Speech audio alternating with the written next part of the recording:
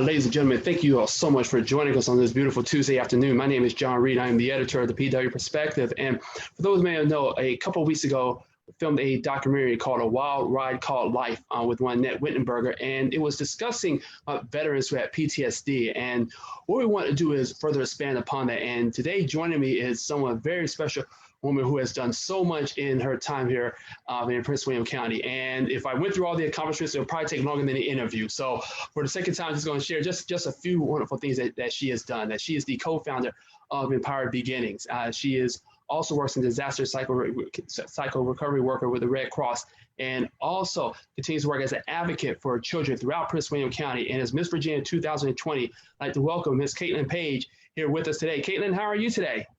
Doing great. Thank you so much for having me and providing a platform for this really important discussion.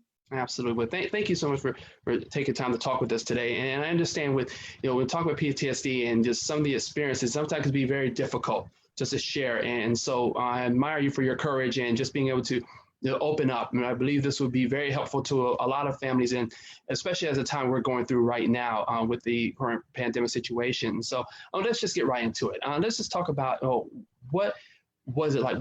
Talk about the incident, and what was it the first time that you knew you were experiencing the symptoms of PTSD? So like many Americans and those across the world, I'm a survivor of sexual assault. And my trauma is a very personal one. And so I don't want to share too many details about it. Right. But I will say that I was attacked in my home, and that created a very difficult time for my recovery. But I am so thankful for my community and for everything that my family has done for me to help me get to a really good place. Absolutely. And like you said, what were some of the symptoms? What were the things that you began to experience? Was it something that triggered it when you watched on television? What was it that caused that you knew, okay, this is not just something I'm feeling upset about. I know this is more serious. For me personally, I had very bad night terrors, lots of panic attacks, anxiety, and I felt depressed, to be quite frank. And I'm not ashamed to say that, because I think PTSD is something that does impact a lot of people. It's important that we talk about it, regardless of how hard it is. For me, during my PTSD, actually, I had a period when it was so bad that I was afraid to sleep in my own home. And I was afraid to leave my own home because I was scared that I would be hurt again. And so it's a lot of different symptoms for me. And I think it's important to note that it doesn't look like that for everybody. Some people may be survivors of any type of trauma, and they may experience no symptoms. They may experience a very wide range of symptoms. And for me, what really helped me was I got a service animal.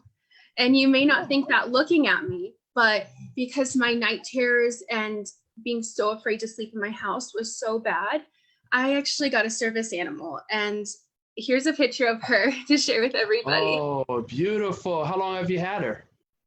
3 years now. Her third birthday is this week. Oh, and wow. Actually, her name is Shiloh, and that means abundance of peace and hope in Hebrew. And that's exactly what she brought me, because until I had my service animal, I felt like I could never heal. I felt like there was no hope for my PTSD. And so my mom actually got me Shiloh, and I was able to sleep in my bedroom again. I was able to feel safe in my own home. And also I brought her out with me to a lot of different places in the beginning stages, like to therapy. When I went to the police station, Shiloh came with me, and it made me really happy because I had a horrible, horrible experience, but Shiloh brought me peace and love that I can never repay her for. Oh, that's beautiful. It's interesting you bring that up, Katelyn, because I remember when I was doing the documentary with Annette Wittenberger, and she has 4 dogs. Yes. That she was, and I'm glad you brought that up, because I think for those who obviously haven't gone through this, will understand the importance of having a service dog with you, and like I say, it becomes your best friend, it becomes your companion, and it almost becomes like a safe space for you, to be able to talk about those issues. And let's expand upon that. We talk about the support of your family, obviously your mother, who has been instrumental. Can you talk about just the first time you were able to talk about this experience with your family? I don't believe I was able to talk about it completely and really even accept what was happening to me until I felt safe again. My family knew something was going on because your behavior changes, and PTSD changes a person. But once I was really open up and able to share, I felt so much better. Like a massive weight was just lifted off my shoulders. Because again, this is something that we have to break the stigma on. We have to talk about it so that more people who may be experiencing PTSD and they're afraid to talk about it, they can come forward. And for me, my safe spaces include group therapy at ACTS, and it's a local community service. And also my home did again become a safe space after I was able to take those steps and to realize I am safe, I am okay again. And then even out in nature, I felt really good even during those difficult times. So like we have a lake at my house, and I'd go paddle boarding. And that was really incredible. And I was even able to teach Shiloh how to paddleboard. Well, okay. All right. You got to tell me what that's like. Okay. And you have to have pictures. I got to see this. So I do have a picture. I can send it to you after. But okay, you got it. She was such a bad puppy, but I knew I wanted her to come with me on the paddleboard. And so I just said, Shiloh, you got to do this. And so we put the paddleboard down, and Shiloh just kind of hopped on, and she got used to it after a while. And now, even as a 3-year-old big lab, she loves to go out on the lake. She loves to jump in the lake and just swim. And I love that. I think it's really important to have those happy times in those safe places, especially during a difficult point in your life. Absolutely. And Katelyn Page is joining us. And so, Katelyn, let's kind of expand about something you just said a moment ago. Because you said that, a lot of people really need to, express, and it needs to be discussed. And so, you're a psychology major, and you get ready to graduate in the fall. And so just want to talk from a psychological standpoint. Do you think what more can be done, I should say, for families to address this, especially in the situation we're right now with the quarantine? It's difficult to go to your therapist, or everything you have to do is virtually. I mean, what do you think could be done during this time? So some current statistics, I think, before we jump into that. Yes. 1.4 million people across America tried to commit suicide in 2018. And many people may not know this, but suicide is the second leading killer of children from ages 10 to 24. And also, every 73 seconds, an American is sexually abused.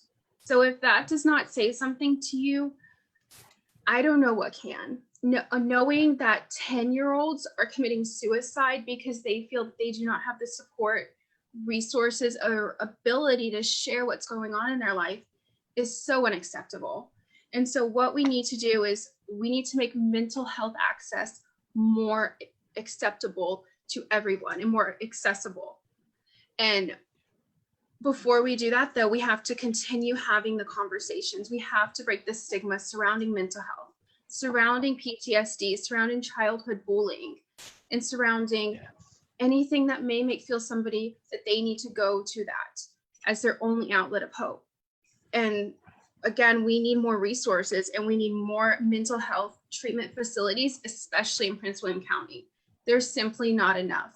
We cannot rely on nonprofits to do the work that our state and county should be doing here. Right now, there's hardly any treatment facilities for mental health. And if they are lucky enough to even get an appointment, they have to figure out, will they take my insurance? How much is the copay? Will this counselor even have time for me to consider what's going on with me? Because they're seeing so many other people. And there's a primary mental health facility in Prince William County. And when I went, my wait was about 1 hour long. And that's with good insurance. And that's the knowing I was in a crisis. Right. And so to me, it says, if they do not have access to mental health care and a safe place to address those things, what happens when they're deteriorating while they're waiting? Yeah. Because that's when we have issues of depression, anxiety, and suicide. And so the bottom line is we have to have more treatment facilities. And during COVID-19, people need to know that they can still receive those treatments from those facilities. We need to bring awareness to this. And we also need to have more resources online. And I do have several resources that I would like to share, but we can save that for another question. But I want people to understand You can find resources. You can find them online. You can find them all over the internet. And you should never be ashamed at any point to ever reach out and ask for help. Because I promise you, every single person is at least touched by PTSD, anxiety, depression, suicide, anything you may ever think, they are touched by it in some way, shape, or form.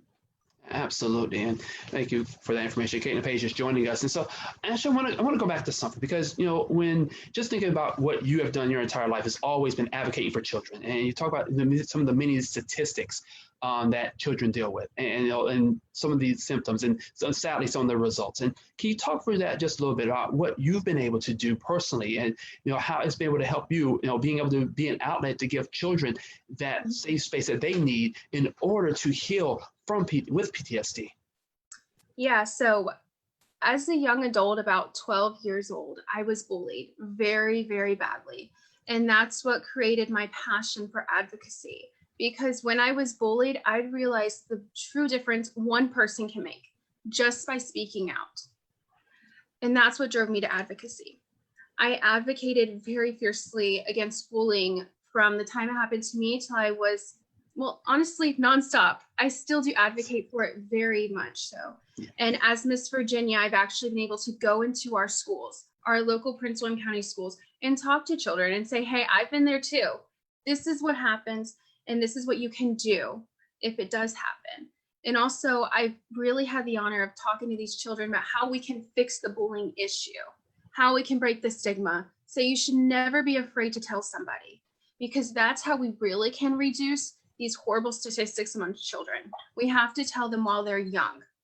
This happens to so many people. You should never feel alone. You should never be ashamed or embarrassed, because it's not your fault. It's the bully's fault. It's anybody that makes you feel less than or hurt, their fault, never yours. And now, because of those experiences, I now serve as the youngest court-appointed special advocate for abused and neglected children. Wow. I'm also a very, very fierce defender and advocate for sexual assaults. And I also am a very fierce advocate for women's health care through my nonprofit, where I actually work with survivors of sexual assault who have obtained their pregnancies through horrible traumas. And as a CASA, I work every single day with children who have been hurt, who have been bullied, who have been raped. And I am so grateful to be their advocate and their voice in the court, because unfortunately, after that happens, PTSD comes and you're not really able to be your own voice. But through being an advocate, I'm showing more people and uplifting enough people and young that we have to step up. These are everybody's issues, and we can never leave anybody behind. And it's my hope also that as a CASA to empower and to show them, you may have had this horrible situation, but I'll always be on your side. Never gonna leave you until we see something that is right for you done. And to serve as a children's voice in the court. Indeed, that's phenomenal, Katelyn. And I think that's important for people to learn, because especially in impoverished communities, and we know that there's a divide in Prince William County, and it goes back to what you talked about earlier. We need more resources, but we need it not just from a nonprofit level, but on the state and federal level to be able to implement that, to take it more seriously. Mm-hmm. And as you said, we've seen, sadly, the rise in abuse cases, the domestic cases during the pandemic, and in cases of your children dealing with depression, those of the sexual orientations and things of that nature. And so I want to ask you this question. I want to kind of go off for just a moment. And like you said, you've been phenomenal to be able to use your platform as Miss Virginia, to go into the schools and talk to these children. Let me ask you this: if you were queen for a day, all right, what would you do to address mental health? If I was queen for a day, the most important thing is I would want to spread awareness on mental health to help break that stigma. Next, what I would do is I would increase access, because we know that when people are not able to get mental health support, that leads to so many other issues: homelessness, depression, suicide. They're in this cycle of abuse. That's what we need to do. We need to empower and uplift and make more accessible mental health facilities, especially in Prince William, especially in the Commonwealth, and in the United States, all across. We need to see more, because so many issues stem from mental health, not having adequate mental health access. And I think we know that, and it's time that we act upon that. Prince William is simply not doing enough for mental health resources, not enough for mental health access, and quite frankly, the entire Commonwealth needs to step up. But Prince William needs to be the county that others look to, how to treat their mental health and how to treat people who need help with mental health. Because if we can't do it, how can the state of Virginia and how can the United States follow? We have to talk, but we also need to be the example.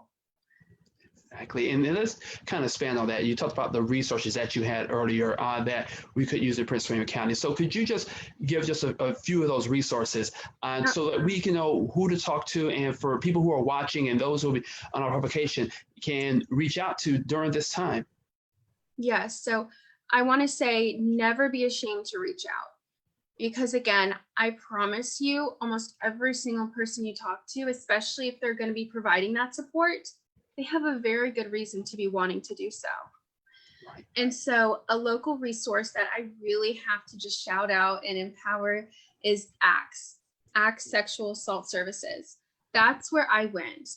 And I cannot be more grateful to ACTS because they provided me with a support group, which really showed me that you're not alone. There were so many other people in that support group, and I knew they also had similar experiences, and we could get through that together. And through ACTS also, I had an incredible advocate, which showed me I really had to take my advocacy up to another level. Because the very first day I went into her office, she told me something that will stick with me for the rest of my life. You are not your trauma. You are what you decide to do with that trauma.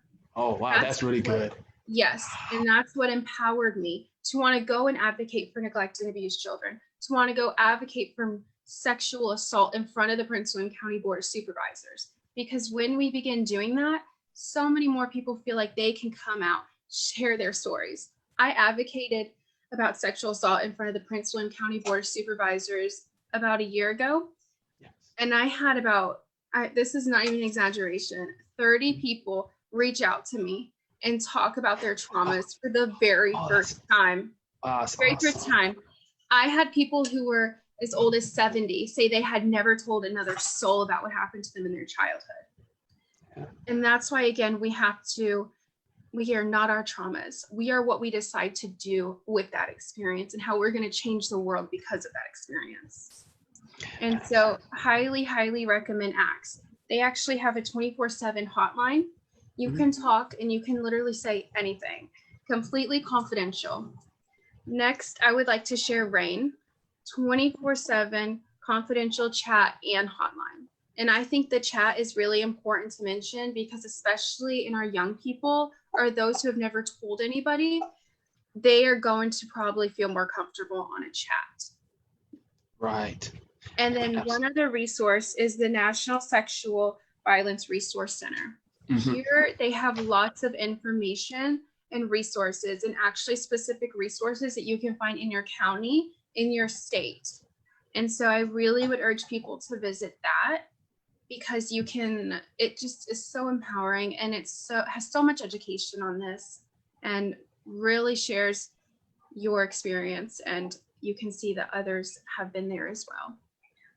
Indeed. And for those who are watching, we will be putting these resources on our website on www.pwperspective.com and our Facebook, Instagram pages as well, so that you have opportunities to reach out. And so glad you brought up, especially with bullying and the cyberbullying per se, because a lot of students, they deal with it now. And in this era that we live in, where we're seeing, sadly, not just children, but celebrities, younger celebrities. There was a story that was near to me that this young lady was a celebrity in Japan, and she was 22 years old, and someone was cyberbullying her, and sadly, recently she took her own life. And so, if I may ask, what can something be done in Prince William County to curb cyberbullying, to make sure that students, especially now that our students may be going to school online, can more be done to curb that?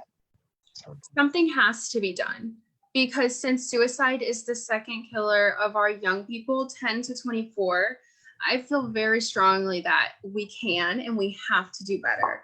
And I do think cyberbullying contributes to teenage depression, young adult anxiety, and ultimately resulting in suicide. And I think that we have to do better, because we all know that many people can talk the talk online, and it can be very, very nasty.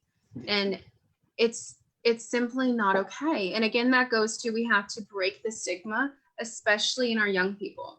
And we have to talk about it in our schools. We need to have mental health classes in the schools, and resources, proper resources, more counselors. And we also need to have more CASAs, more court-appointed special advocate for those children. If they find themselves in a horrible situation in the court and legal system, there has to be a CASA, because right now in Prince William County, it is not mandatory for a child who's been abused or neglected to even have an advocate. And that says a lot. That says a lot about our county and about our state. Many other counties, it's required for that child to have a CASA, to have an advocate, and to have a voice in the worst of times. And, you know, having a CASA can be the difference between if a child graduates high school, if that child gets adequate mental health services, and if their interests are actually represented in the court. And so, yeah, we have to do better. And it's unacceptable that we're not. And I think, quite frankly, we should be embarrassed that we haven't done better. We have to have more CASAs. We have to have more school counselors. We have to have more resources for our children. And Prince William has to step up, because, again, we can be the place where other counties and other states and everywhere across the United States can look to, but it's the decision of, are we ready? Yes, we are, and we have the ability to do so. Absolutely. And the guys just brought up, like I said, the resources are already here at our disposal. We just need to, number one, bring more awareness, which you're doing. And number two, just encourage those who are in elected official capacities to step up and make it be known. So thank you so much for that. And thank you so much for taking time to talk with us. And just want to ask just one final question. You know, what today, with everything you've gone through, you know, you've channeled it into, you know, study more about psychology, and, you know, use your platforms, Miss Virginia, to reach out to people. But for you, Katelyn Page, you know, what brings a smile to your face today when you look back on everything and say, how I got through, how I make it through today? What puts a smile on your face today? I have to be honest, the biggest thing that put a smile on my face is my service animal, Shiloh. And anytime I was feeling just down and like I couldn't thrive, my family would be there for me. And I also, through my support group, I learned that I was not alone in this. And ultimately understanding that I am not my trauma. I'm what I choose to become. Since I heard that quote on day one from my sexual assault advocate, I knew that this experience would not define me. And I was going to use the experience for good, because I could not change my assault, but I could change the culture. I could change how what happens to others after they've experienced it. And to be frank, I think we can also change sexual assault. We have to do better, and we have to prevent it. We need to have preventative measures in the schools for the young people, so they can learn so early, this is not acceptable. This behavior will not be tolerated, and it's just disgusting. And if we can do that at a young level, we can stop the cycle. We might not be able to stop it all the way, but we can do a lot, because we can break the chain. And also, one more resource I would like to add. It's don't laugh. I'm passionate about it. Oh, please. Oh, so this is Veteran Affairs for PTSD. And as we know, we have a lot of sexual assault in our military. Yes. We also have, unfortunately, a lot of PTSD come from military service members after they've given their all to our country. My grandfather actually served in Desert Storm, and he had very, very bad PTSD. Still has just such sad PTSD symptoms to this day. And we have to do better by our military, because, again, they give all to our country, and we have to address that, because if we can't treat our veterans good, who can we treat good? Absolutely. Oh, that's a great, and I'm so glad you brought that last point up, Katelyn, because just our experiences working in this documentary, we've met so many veterans who were going through personal issues, whether it was, you know, serving on the battlefield or getting ready to do a transition into civilian life. And a lot of times they felt they couldn't reach out to their leadership. and there was this void. And so they would resort to substance abuse and other things that, and sadly, in some cases we heard others took their own life because they felt they couldn't reach out, or there was this mantra of, oh, well, if I say something, I may appear weak. And I'm so glad you brought what you said today, because I think sometimes with people not understanding the symptoms or the situation, what it's like you said, some scars, not all scars are visible. And when you see, so let me ask you this: what are some things we can do when we know, or some telltale signs that we know somebody might be going through a situation of PTSD? What can we do on the outside, for those of us who may have never experienced it, to encourage people to speak up, especially in our own families? The biggest thing that we can do is listen to their experiences, listen to their symptoms. And while you may not be able to understand, I guarantee you they will appreciate you listening. And most importantly, we have to validate those experiences, because PTSD is of no fault of the person which has it, the survivor. It's of no fault. And the least that we can do is listen and validate. And symptoms I would say to look out for is somebody that's withdrawn, somebody who's maybe not acting like themselves completely, increased anxiety, maybe they're not having enough sleep, and depression. But again, I want to iterate, sorry, it looks different in everybody. And so while I may have certain symptoms, another person may not have it. And if you were to have PTSD, you definitely might not have the same symptoms as me. And that's really important to understand, because PTSD is not a one size fits all. It may take them an entire year to heal, but another person, they can be experiencing it for their entire life. And so it's important to know that, and that, again, it doesn't look the same for everybody, but everybody's symptoms and everybody's PTSD is 100% acceptable, no matter what it looks like for you, because you are healing and you are thriving and you're overcoming. And ultimately, you are a survivor of that experience. And I hope everybody can hear that and can know that you are a survivor. You are not what happened to you. You are what you choose to do with that. Absolutely. Absolutely. And thank you so much for that. And thank you for all your encouragement and for everything you're doing now and what you're ready to do in the future. I mean, so many lives that you've already impacted, and just, where we can do to be able to be supportive to you and to advocacy, and just like I said, to our children. It's so greatly appreciated. And once again, thank you so much for taking time to really get personal and share your experiences with us today. Thank you so much. I really appreciate you covering this very important topic. Our pleasure. And like I said, for those who watch live, thank you all so much for joining us. And we will be putting these resources on our website, www.pwperspective.com. Again, we thank Ms. Katelyn Page for joining us today, and we'll all talk to you all soon. You all have a wonderful day. Take care. So long.